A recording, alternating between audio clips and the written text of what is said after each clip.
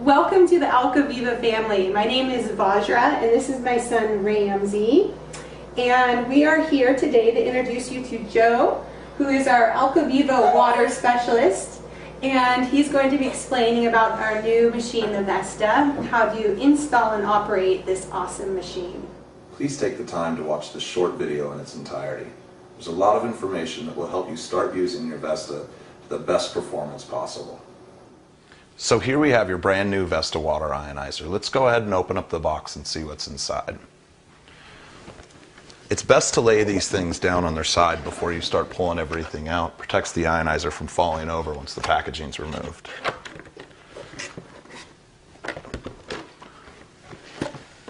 To start, the first thing we're going to do is go ahead and remove the power cord and set this aside. Secondly, go ahead and pull out the styrofoam protective top that's been protecting your ionizer. You'll see a couple boxes, one on each side. Both these can come out as well. One's empty, that has nothing in it, and the other has some goodies we're going to play with in a little bit. To remove the ionizer, go ahead and use both hands and slide it out.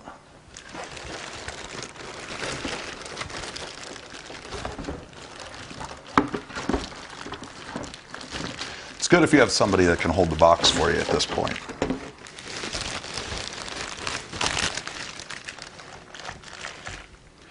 The one last thing is your owner's manual packet that also has some of the hoses we're going to need for installation.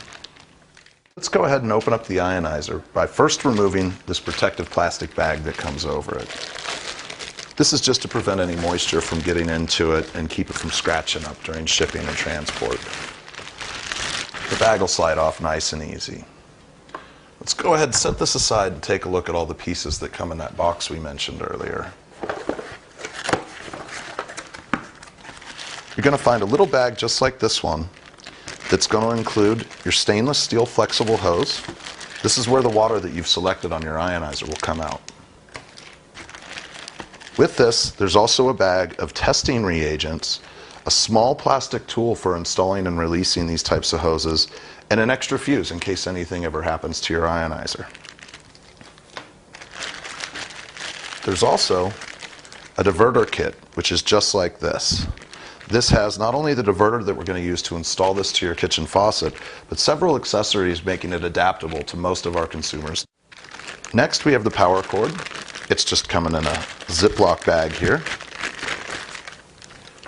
Owner's manual packet that also contains the hoses we're going to need for installation. Be sure to hang on to your owner's manual. It's very comprehensive, easy to understand, and quite informative. It will help you make a lot of decisions on how to best use your ionizer. Let's start by taking a look at a few of the features that are here on your Vesta ionizer. First, we have this top spout here that rotates 360 degrees. This is where that stainless steel flexible hose is going to come out of. This is just a simple plug that can be removed to keep any air or dirt from getting in there during transport. Next, when we look at the bottom, you're going to notice a few things. There's a plug here, that's going to be for the end of your power cord. Right next to it, this red switch is your main power to turn the unit on and off. Here, in this white elbow, this is your water inlet. This is going to come from your tap. And this here is your acidic drain line. This is going to be some of the byproduct that's going to come out and just spill into your sink. Next, and one of the most important features, is your water flow control knob. This simply turns the water on and off, but anywhere in between can restrict the flow and slow the water down in your ionizer. This is important because flow rate directly affects the level of ionization that you can reach. So if you wanted a super strong alkaline water or a super strong acidic water, this could come into play for you. It's also very important that it can control all of the water going to the ionizer because of the couple of different installation options that we have. The standard installation that most people use is using a diverter valve like this one. The diverter valve is a simple little thing that can take your tap water and divert it to the tap water inlet of your ionizer. It looks just like this and attaches very simply to your faucet. One of the accessories are these little guys here. And what these do is they allow us to adapt for different size faucets and aerators in most standard homes. The other installation option we have is plumbing directly to the cold water line using a simple T-splitter like this that are available at most hardware stores.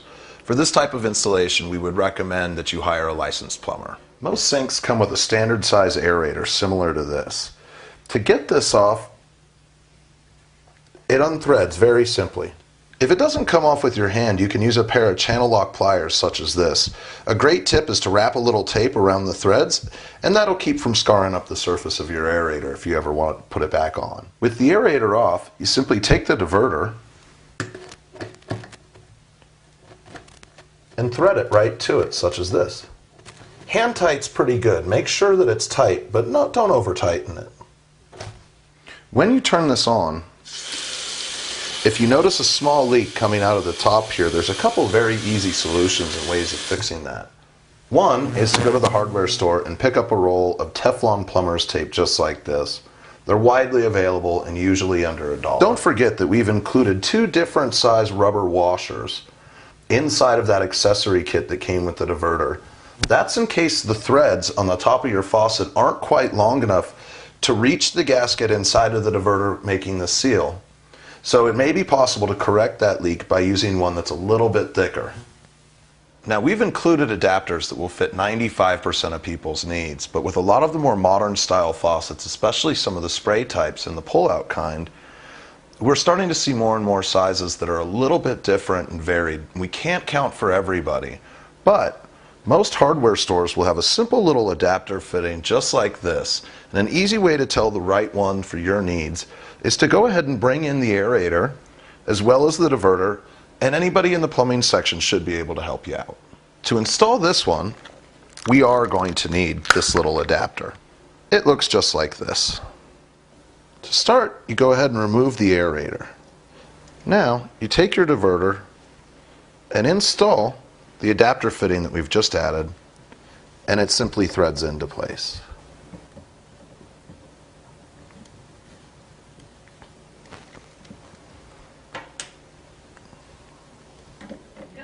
So there you have it, an installed diverter valve. And note that all functions of the sink still work. Next, we're going to go ahead and install the stainless steel flexible tube. This is where you're going to get the water that you've selected on your ionizer. On one side, there's a flat spot. This is very important because it can only fit into this top spout one way. To install it, you line those 2 up, give it a good push until you hear a click. That means that it's seated in there really well and that you're not going to have any problems. You can give it a little tug to make sure that it doesn't come out easily, and that's installed. For the next steps, we're going to start installing the hoses and the power cord. There's a couple things that might help you here. 1, a glass of hot water. 2, a small pair of pliers. And 3, a good sharp pair of scissors. We're going to start by laying the ionizer on its side. The first things that we're going to have to do are remove these safety plugs. The one on the acidic elbow is just a simple black cover that comes off easily. The other one is a stop plug in what's called a quick connect fitting. These fittings work kind of like a Chinese finger trap that we all used to play with when we were kids, and that the more you pull, the tighter they get. We've included this tool to make this part a little bit easier. To use this tool properly, we need to hold down the small ring located at the base of this fitting.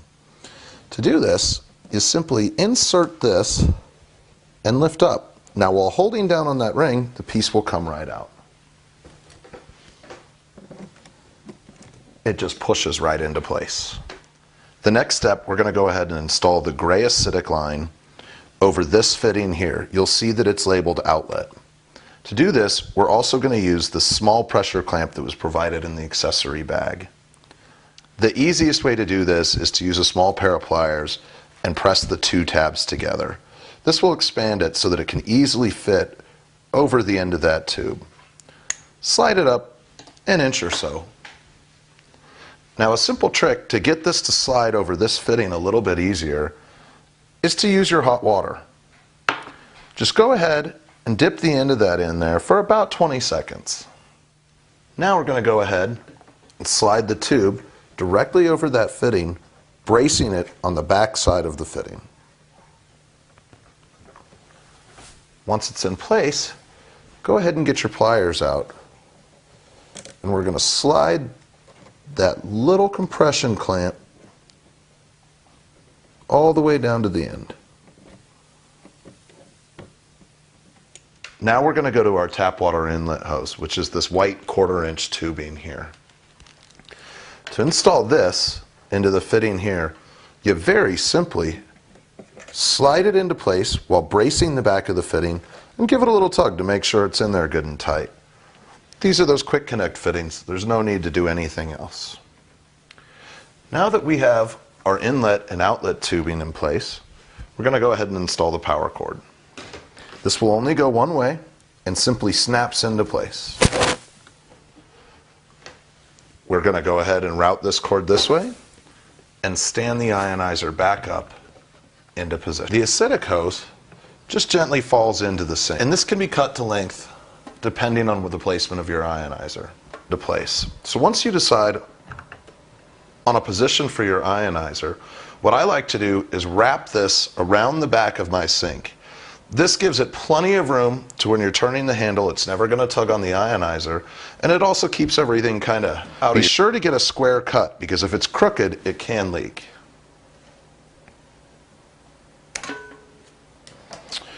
Once we have the hose cut into place, we're going to remove the small compression nut from the outside of the diverter. This will then slide over the end of this hose. Once it's on, this hose needs to come over this fitting. To do so, brace the back of the diverter and simply press it into place. Once it's in place, slide the compression fitting down and thread it in. Generally, hand tight is just fine.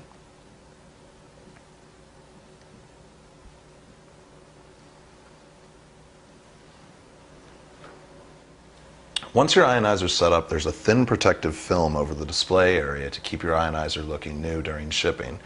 You can remove this by simply peeling it off or leave it on if you choose. Please note that if you do choose to leave it on, over time it might start to look a little dingy or get scratched up. To take it off, you simply peel it off in the corner and carefully peel it down.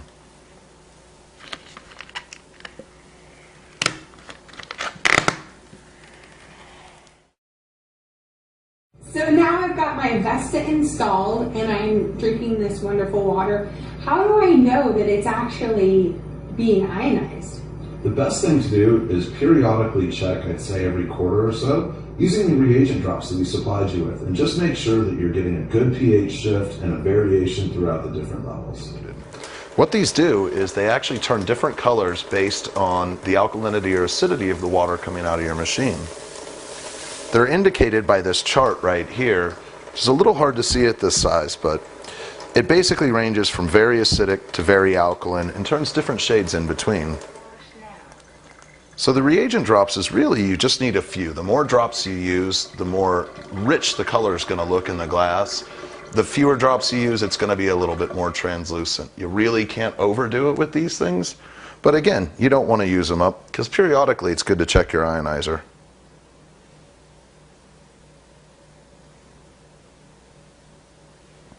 Now you can see how fast that one on the end turned, and that's a level 4 alkaline water. Nice and purple on the very high end of our scale, showing a great alkalinity. Right now it's probably between a 10 and a 10.5. This was our filtered water. And you can see that's kind of a medium tone of green, which is in the neutral range and about what you'd expect to see from the tap water. And this was a lower ionizer setting, turning this nice blue. That might be a little tricky to see. Turning a nice blue-green, that means it's raised the pH to a little over an 8. So we're probably in the 8, 8.5 range there. So that's showing, going up at gradual steps, the increase in alkalinity. Now let's go ahead and turn it on and do the same thing with some of the acidic waters so that you could see that in action as well. We're just rinsing them to make sure that we get rid of any of that alkaline water.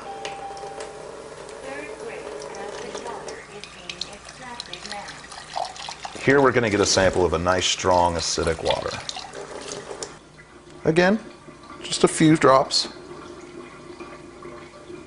Oh, that one might have been a little light. You can see the first glass is turned to a pale blue-green, which is going to be somewhere in the very low 6 or the very high 5 range. A great level to use for washing your skin, your hair, things like that. Now this stuff here is quite a bit darker, and it's turning orange-green, or excuse me, it's turning yellow-orange, which is going to put you in about the 4 to 4.5 range on the pH scale. This is a super strong acidic water and would be great for cleaning up. In addition to testing with the reagent drops, your Vesta ionizer has another great feature that has a built-in pH and ORP meter right here on the display. These are a great way to tell what's going on when you're selecting different levels and paying attention to what types of strength of water you enjoy. As you can see, cycling to a different level of alkalinity is going to raise and lower the meters. Now pH, as we've discussed, is the potential alkalinity or acidity of a certain water. ORP is showing you the antioxidant potential also created in this process. It's a great way to keep track of what you're putting in your body. So now my Vesta is installed, and I'm wondering, what kind of maintenance do I need to do on my machine? You've just purchased a computer-controlled water processing system, and to protect your investment and your valuable warranty, we're going to show you some simple maintenance and troubleshooting techniques to keep your ionizer in tip-top shape. As with any other quality piece of equipment you've purchased, you're going to want to keep it clean. To do so, very simply, clean it with a mild cleaner such as a Windex or glass product and a soft cloth. Never ever submerge the ionizer in any liquid. When you're doing your dishes, sometimes it's necessary to stop your sink and fill it up with hot soapy water. When you do that, try to remove the acidic host just to keep anything from backing up in there and getting it kind of gross. If you're going to be away for an extended period of time, say a couple weeks or more, it's important to take proper care of your filters. The easiest way to do this is to run tap water through your ionizers while the filters are still in place. Because tap water is chlorinated, and the chlorine will keep any bacteria from growing inside the filters. Once the water's run out, set them on the counter and let them completely dry out. You can store them in a cabinet, whatever's convenient for you. Now, if you're unsure if your tap water is chlorinated or you're on an untreated water system, we're going to want to do something a little bit different, which is simply remove them, set them standing up so most of the water drains out of them, place them in a freezer bag, and put them in the crisper drawer of your fridge. It'll do the same thing. Once you've taken proper care of the filters, you can go ahead and shut the main power switch on the bottom of your ionizer off and simply unplug it from the wall. Nothing else is needed. Our ionizers are equipped with a state-of-the-art cleaning system. However, it cleans all internal parts and can actually reach the dispensing end of the unit from here to here. If you start to see scale, set your power to a level 3 acidic water and slow the flow down and run it very strongly for about 15 minutes. That should clear up the issue inside. In addition, if you're starting to see scale build up, we'd recommend that you do this every couple of days for about 2 to 3 minutes, as well as call in to the AlkaViva technical support to see if they would recommend any other treatment for your areas. If you're not getting any power to your ionizer, there's a few things that you should check. A, we want to check the main power switch located on the bottom of the unit. Make sure that your ionizer is plugged in and try turning on the main power supply. If this doesn't work, there's a small fuse located under my finger between the plug head and the power switch. This little cover can be opened with a small flathead screwdriver, and just check to make sure that the fuse is intact. Most kitchens and bathrooms and anywhere near water in your home are protected by these safety outlets. These can go wrong and trip quite frequently. To make sure that this is operating correctly, simply press the red button and it would reset. If your ionizer is powered on, as indicated by the sleep light right here, but not getting any water flow through it, check to make sure that the line is connected to the diverter, that the tap water is on, and finally, that the flow control valve is open. The Vesta water ionizer is so smart that it has several programming options that can be adjusted to your needs. To access the programming menu, when your ionizer is in sleep mode such as this, press and hold the menu button located here. This allows you to open the menu and make adjustments.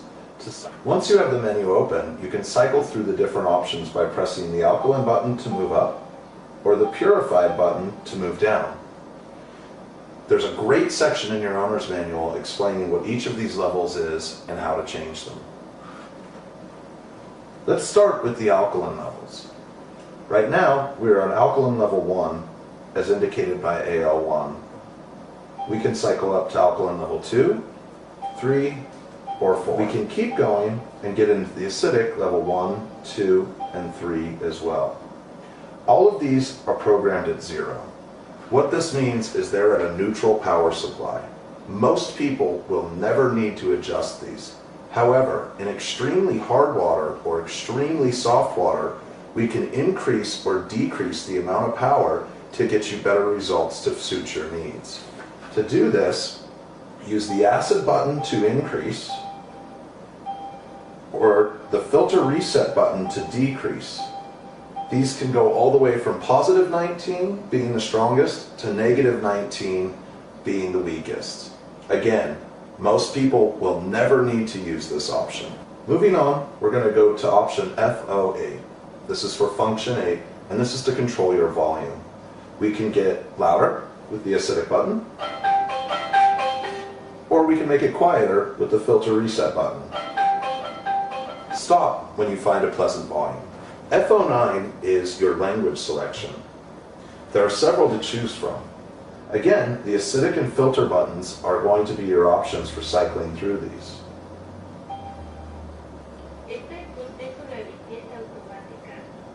A sample.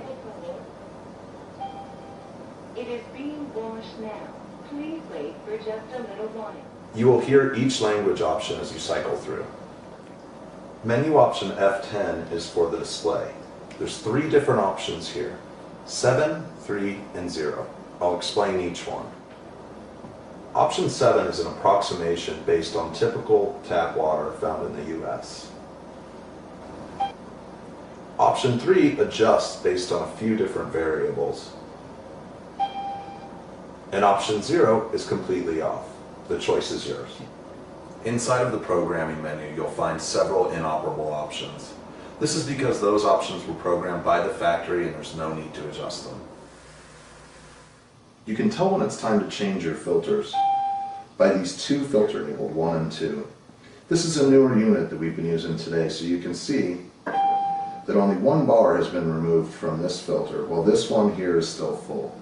This is because the filters run independently on separate counters. To change the filter, we're going to start by releasing these 2 snaps on the door of your filters. Once the door's off, there's a ring, a threaded ring, at the top of your filter that helps to keep it in place. We're going to need to unscrew this by turning it this direction. You'll see the filter raising up on its spring-loaded base. Once it's all the way to the top, simply press the filter down and lean it up. To put the filter back in, once we disposed of the old one and replaced the media inside, you line it up, press down, get it into place, and the spring will push up. Then turn that threaded ring in the opposite direction to secure the filter.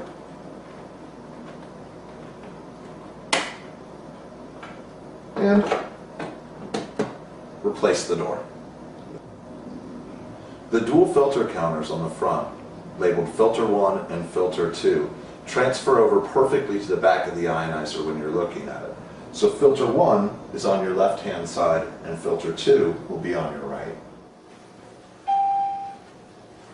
So once you've selected the filter you wish to reset, simply press and hold the filter reset button. The machine will tell you when it's done. Filter has been replaced. So now that I've got my ionizer installed and I'm all ready to go, what level do I start at? Well, everybody's different, but we recommend that everybody starts at a level 1 and gradually steps up. Give it a week or so, see how you're feeling, and then go to a level 2. But if you start to feel any detox symptoms at all, such as fluey or achy, step back down and give it a couple more weeks. And you can progress like that until you're comfortable with the level you get to. And so what level do you drink? I drink a level 3. So what is the best possible container that I can use for this wonderful water? The best things to use are either glass or stainless steel bottles like these. You can get them almost anywhere nowadays, and they're a great way to carry your water. There's also certain plastics like Lexan that's BPA free that are pretty safe to use and not going to hurt you in any ways. What you really want to avoid is any of these single-use bottles. They were never designed to be used more than once and can actually leach toxins into the water.